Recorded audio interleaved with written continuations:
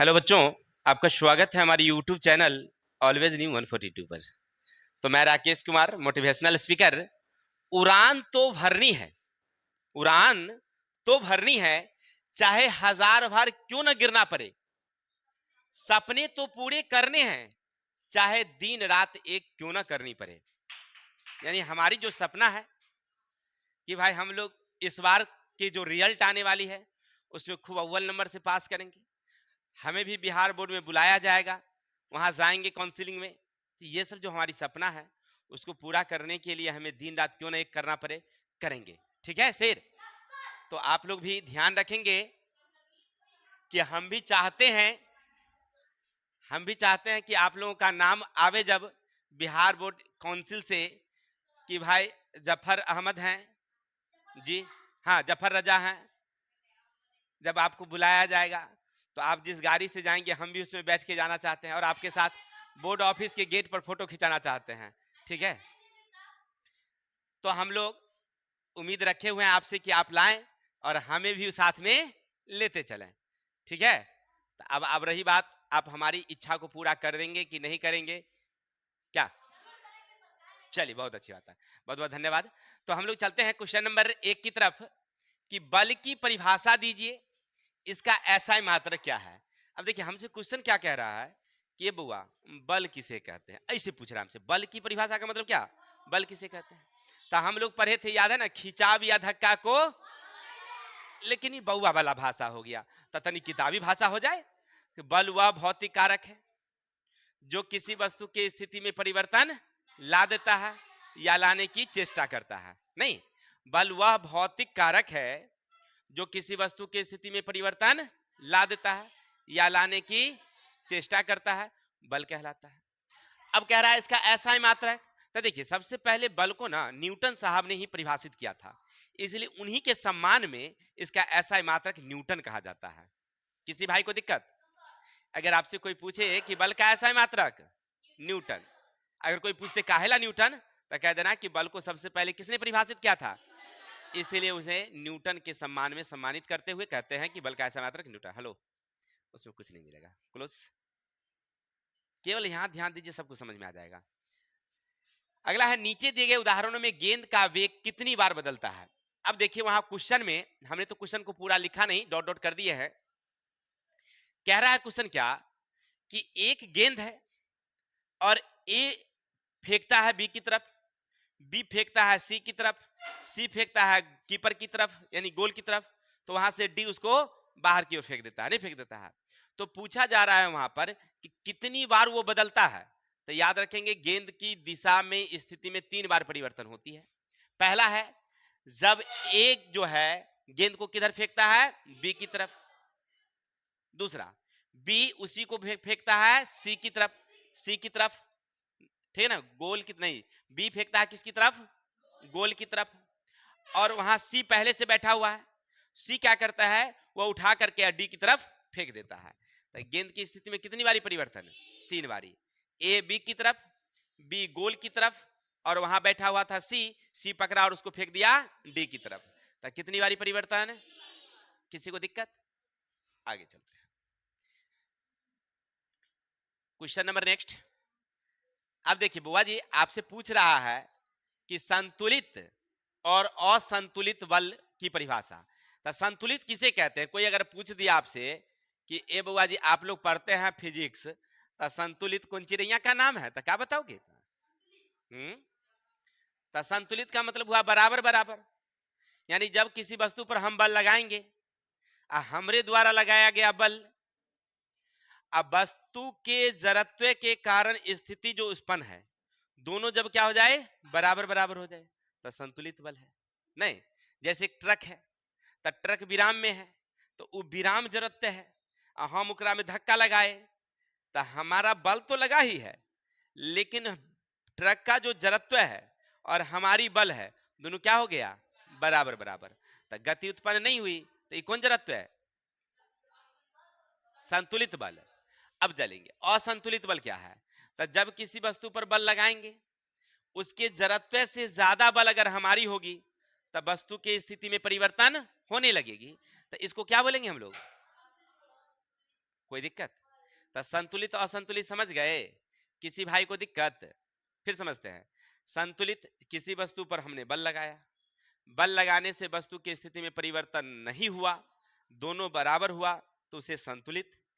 बल लगाए, बल लगाने से वस्तु की स्थिति में परिवर्तन हो गया, तो इसको कहेंगे हम लोग। कोई दिक्कत? चलिए आगे। आगे है जड़त्व का नियम क्या है। अब देखिए, जड़त्व का नियम हम बताए थे कि सबसे पहले ये बात कौन बताए थे? गलती बात, गैलीलियो साहब। गैलीलियो साहब ने कहा था कि दुनिया की जितनी भी पिंड है, कोई भी वस्तु लीजिए, वो अपनी अवस्था को तब तक बनाए रखना चाहती है जब तक उस पर कोई बाहरी बल न लगाया जाए। अगर कोई वस्तु विराम में है तो विराम को बनेले रखना चाहती है। आ कोई बीमार नहीं, विराम। आ कोई गति में है तो गति को बनाए रखना चाहती है जब तक उस पर कोई बाहरी बल। किसी भाई को दिक्कत? चलिए फिर से, जड़त्व का नियम। तीर, दुनिया के प्रत्येक पिंड अपनी अवस्था को तब तक बनाए रखना चाहती है जब तक कि उस पर कोई बाहरी बल न लगाया जाए। अगर कोई विराम में है तो विराम को बनाए रखना चाहती है, कोई गति में है तो गति को बनाए रखना चाहती है। ये बात को सबसे पहले गैलीलियो साहब ने प्रतिपादित किया था। Next number question, question number 5, सुनना मेरे भाई। बलों के समूह द्वारा कौन कौन सी क्रियाएं उत्पन्न की जा सकती है, यानी बल द्वारा क्या क्या हो सकता है। तो बल द्वारा थोड़ा मुंह कान फूट सकता है, लेकिन यहां मुंह कान फोड़ेंगे नहीं।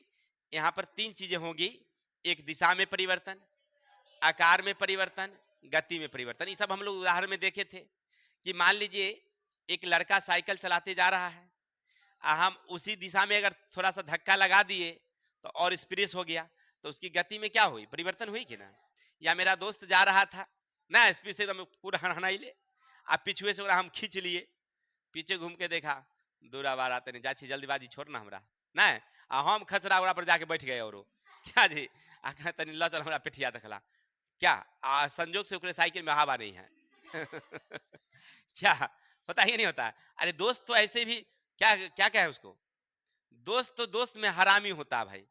क्या, एगो दोस्त, अब जफर मान लीजिए हमारा दोस्त, उसको कहे कि दोस्त आम खाएगा, तो कहा कि जरूर खाएंगे।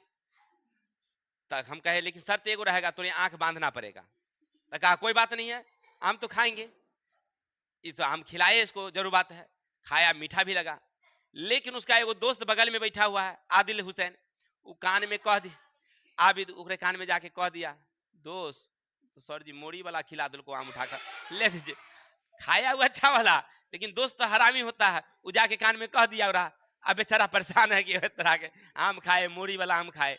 नहीं, दोस्त का तो एक अलग ही अजूबा चीज है, नहीं कि आई किताब को। तो हम लोग पढ़ेंगे बलों के समूह द्वारा क्या क्या उत्पन्न होती है। आकार में परिवर्तन, जैसे आपकी मम्मी घर में रोटी जब तैयार करती है तो फिर आटा का थोड़ा सा लोई तैयार कर, फिर उसका बेल बेल करके पूरा चकला में ऐसे करके पूरा लमार देती है ना जी। तब क्या, तो ये क्या है हमारी आकार में परिवर्तन। दिशा में परिवर्तन भी, बैट्समैन आया मारा 6 रन के लिए, उधर उधर उठा के फेंक दिया जा करके, नहीं। तो चलिए, तो हम लोग पढ़ रहे थे, क्या पढ़ रहे थे, बलों के द्वारा क्या क्या, तो गति में परिवर्तन, आकार में परिवर्तन, दिशा में परिवर्तन। चलिए मेरे शेर, न्यूटन के प्रथम गति नियम को लिखिए। अब आपसे पूछ रहा है कि न्यूटन का प्रथम गति नियम, अरे भैया जड़त्व का जो नियम है वही हमारा क्या है, न्यूटन का प्रथम गति नियम है। न्यूटन का जो गति नियम है तो वही हमारा क्या है। चलिए अब, तो न्यूटन का प्रथम गति नियम क्या, तो दुनिया की प्रत्येक वस्तु तब तक अपनी अवस्था को बनाए रखना चाहती है जब तक कि उस पर कोई बाह्य बल न लगाया जाए। अगर कोई गति में है तो गति को बनाए रखना चाहती है, अब विराम में है तो विराम को बनाए रखना चाहती है जब तक कि उस पर कोई बाहरी बल, मानी जो न्यूटन साहब कहे वही गैलीलियो साहब बताए थे, और वही जड़त्व का नियम भी है, तीनों एक ही बात है ना जी। चलिए धन्यवाद। अब आगे चलेंगे हम लोग। क्वेश्चन क्या कह रहा है, देखो जड़त्व क्या है, जड़त्व क्या है, तो जड़त्व का मतलब क्या, अवस्था। कोई वस्तु गति में है तो गति जड़त्व है, विराम में है तो विराम जड़त्व है। तो मतलब क्या, गति में है यानी गति अवस्था में है, विराम में है यानी विराम अवस्था में है। तो जड़त्व का मतलब क्या हुआ, जड़त्व का मतलब क्या हुआ भाई मेरे, बोलो बोलो बोलो बोलो, अवस्था। जड़त्व का मतलब क्या हुआ, अगर कोई विराम में है तो विराम अवस्था, गति में है तो गति अवस्था, तो उसको आप गति जड़त्व कहिए, कोई दिक्कत। चलिए अब कह रहा है कि जड़त्व का मतलब क्या समझ गए, क्या अवस्था। यह कितने प्रकार के होते हैं, तो दो प्रकार के। जड़त्व कितने प्रकार के, कौन कौन, चलिए बहुत सुंदर, गति जड़त्व और। अब कहता सब का व्याख्या, थोड़ा गलती लिखा गया शायद, व्याख्या ऐसे होता है ना जी, हाँ व्याख्या। तब व्याख्या गति के बारे में, तब कोई वस्तु अगर गति में है, चल रहा है, समय के साथ उसकी स्थिति में परिवर्तन हो रही है, तो वह गति जड़त्व में है। और जो रुका हुआ है तो वह क्या है, विराम जड़त्व में है। कोई दिक्कत। चलिए अब आगे चलेंगे। अब देख भाई सुनिएगा, जड़त्व और द्रव्यमान में संबंध है, हम लोग कल पढ़े थे ना। एक रेलगाड़ी और एक साइकिल, किसका जरूरत है ज्यादा। चलिए एक और, एक ट्रक चल रहा है 10 किलोमीटर की रफ्तार से, और वही रफ्तार से वो कंकर चल रहा है, किसका जरूरत है, सॉरी संवेग ज्यादा होगा। यानी कहने का अर्थ है कि कोई जड़त्व और द्रव्यमान में क्या संबंध, समानुपाती का। यानी जो वस्तु जितना बड़ी होगी, जितना भारी होगी, जड़त्व उसका उतना ही ज्यादा होगा, नहीं होगा। कोई वस्तु जितनी वेग से चल रही है या जितनी उसका वजन है, उसका जड़त्व उतनी ही ज्यादा होगी। तो वही पूछ रहा है, जड़त्व और द्रव्यमान में क्या संबंध, तो समानुपाती का। लिखिएगा, कोई पिंड जितनी बड़ी है उसका जड़त्व उतना ही ज्यादा है, कोई पिंड जितना ही छोटा है उसका जड़त्व उतना ही। कोई दिक्कत। चलिए तो क्वेश्चन नंबर 8 तक क्लियर हो गया, चलते हैं 9 नंबर। चलिए तो 8 तक हम लोग क्लियर कर लिए थे, 9 नंबर देखेंगे, सुनते हैं क्या है। देखो क्वेश्चन क्या कह रहा है, सो सुनो पहले। क्या शून्य बाह्य असंतुलित बल अनुभव करती वस्तु अशून्य वेग से गति कर सकती है, क्या अशून्य वेग से गति कर सकती है। यदि हाँ तो वस्तु के वेग के परिणाम एवं दिशा पर लगने वाले शर्तों का उल्लेख करें, यदि नहीं तो क्यों, कारण बताइए। तो लिखेंगे हाँ, शून्य बाह्य असंतुलित बल अनुभव करती वस्तु न्यूटन के प्रथम गति नियम सरल एक समान गति की अवस्था में होगी। मतलब असंतुलित बल है, असंतुलित बल है तब तो गति होगा ही। ट्रक है, धक्का लगाए, संतुलित है तो नहीं चलेगी, असंतुलित होगा तो। इसका मतलब क्या कह रहा है आपसे, असंतुलित बल है, इसका मतलब वो क्या कह रहा है कि वो चलेगी। क्लियर। तो वही कह रहा है एक समान गति अवस्था में होगी, अर्थात उसके वेग परिणाम दिशा दोनों नियत होगा। क्योंकि आप बल लगाएंगे तो बल में दिशा होती है क्या, हाँ होती है, कि जब हम पूरब की ओर धक्का देंगे तो पूरब की ओर जाएगी वो, नहीं आप खींचेंगे तो पश्चिम की ओर आएगी। कोई दिक्कत। तो उसमें परिणाम भी है और दिशा भी है। किसी भाई को दिक्कत, तो लिखेंगे हाँ, अगर किसी वस्तु पर असंतुलित बल लगाएंगे तो वह एक समान वेग से चलेगी। अब रहा उसमें दिशा, तो दिशा भी होगी और परिणाम भी होगी, क्योंकि हमने बल लगाया है तो बल में दिशा भी होती है परिणाम भी होती है। क्वेश्चन नंबर 10, क्वेश्चन 10 क्या कह रहा सुनो। हम एक लकड़ी के बक्से पर 200 न्यूटन का बल लगाकर उसे नियत वेग से फर्श पर ढकेलते हैं, बक्से पर लगने वाला घर्षण बल क्या होगा। अब देखिए कह रहा नियत वेग से, देखिए नियत वेग से, इसका मतलब है कि हमने जो बल लगाया वह नियत है, यानी कि उसके वेग में कोई परिवर्तन नहीं हो रही है, वो जस के तस परी हुई है। कोई दिक्कत। अगर वो चलने लगती तो उसका हो जाता वेग क्या, अनियत। लेकिन यहां नियत वेग है, इसका मतलब वो चल नहीं रही है। हमने जो बल लगाया वो वस्तु रुकी हुई है, पृथ्वी से उसका घर्षण है, तो हमारा बल और घर्षण बल दोनों क्या हो गया, बराबर बराबर। तो हम बल कितना लगाए, 200 न्यूटन, तो घर्षण बल भी कितना हुआ, 200 न्यूटन। कोई दिक्कत। लिखेंगे यहां पर कि बक्से में नियत वेग है, अर्थात बल से उसमें कोई परिवर्तन नहीं हो रही है, अर्थात हमारे द्वारा लगाया गया बल उसके घर्षण बल के बराबर है। किसी भाई को दिक्कत। चलिए आगे। किसी बस के अकस्मात चल पड़ने पर यात्री पीछे की ओर क्यों झुक जाता है। तो इस सबसे चैप्टर का इंपोर्टेंट क्वेश्चन, कि कोई बस है, क्या बुआ एकरे पर बस पर जो है कोई दिक्कत, यहाँ एक ड्राइवर साहब को बैठा दीजिए, चलिए, और ये जफर राजा को खड़ा कर दीजिए। क्लियर?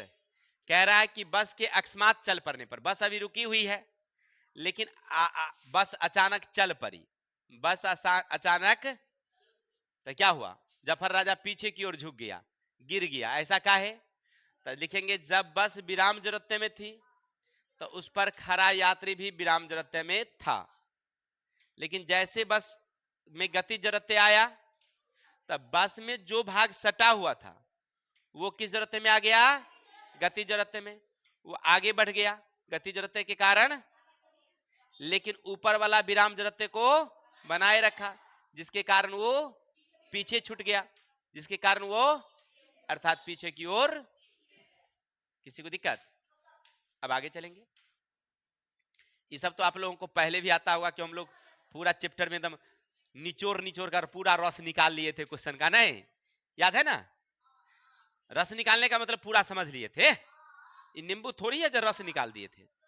चलती नहीं 14 का है।